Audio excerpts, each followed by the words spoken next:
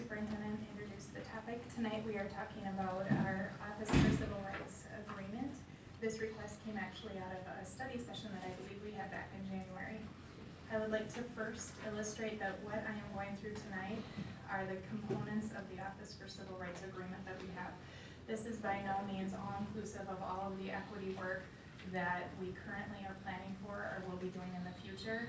This is simply the components that are in the OCR agreement. I will also be talking about the work that we did this morning, the 4-hour work session that we had with Great Lakes Equity, which is not in your packet because we finished that work about 11:30 this morning. And I'll also be talking about next steps that, again, some of those might be called out in our OCR agreement and some of those aren't. So just wanted to let you know that this is one of many updates and reports and work to be done in this topic. The first piece that the OCR agreement calls out is a designation of a responsible employee. So what that is the title that is used as a discipline supervisor.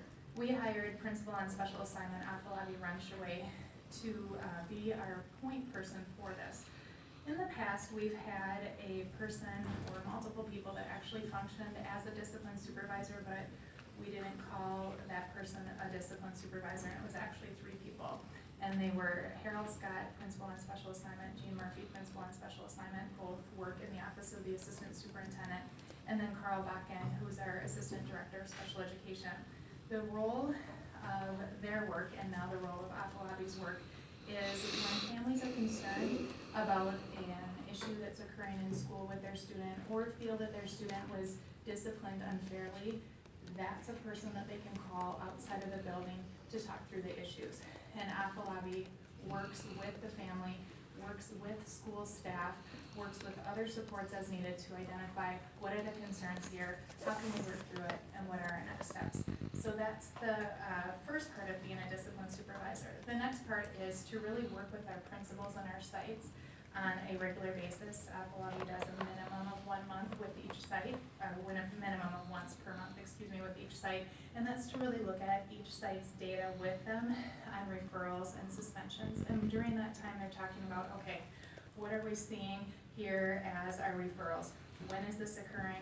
Who are the referring staff members? Is this a student that we're seeing that's having multiple referrals? If so, then we need to really look at what is our next level of support. Let's study what's the root cause of this. Are we seeing it, this is a fictitious example, but likely could happen. Are we seeing that at one site, the majority of our referrals are actually occurring at recess? And our 18 referrals that we saw in the month of January might actually comprise 6 students that actually had those referrals. So that's really the study and the work that Afolabi is doing with the buildings. I as well actually work with our principals in small groups by level each month to really dig deep into that data.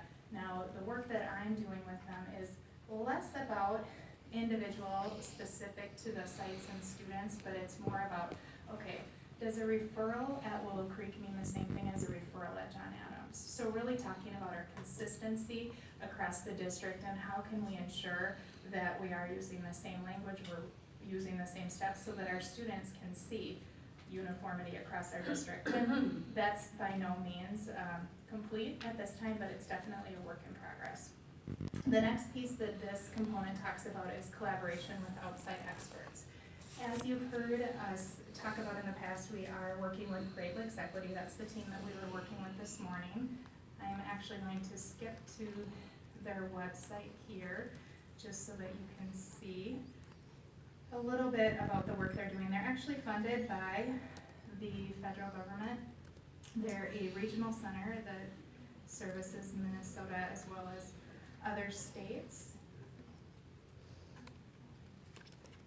And so they provide technical assistance and professional learning in the components that we're talking about for our district with respect to the achievement gap, with our disproportionality that we're seeing in our data. And I'm actually going to discuss more in depth in a moment towards the end of the presentation about the work that we did specifically today and what our next steps are with their work.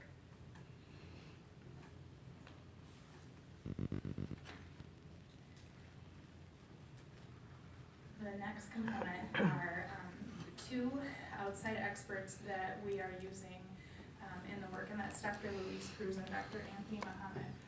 Both have very different approaches than the work of Great Lakes Equity. So the Great Lakes Equity work is really focused on team-centered, working on at the district level, the strategies that we need to work on to then empower and work with our leadership and work with our teachers and school staff. Dr. Louise Cruz and Dr. Anthony Muhammad work to build that same kind of capacity. They just have a very different approach that you will see as we roll out our next steps with the professional development. In our partnership with the Office for Civil Rights, they simply ask us, please bring forward a collaboration with an expert or an outside agency, and then we brought forward Great Lakes, and they said, okay, we will approve you using them as your outside expert, but we can also use other outside experts in the work.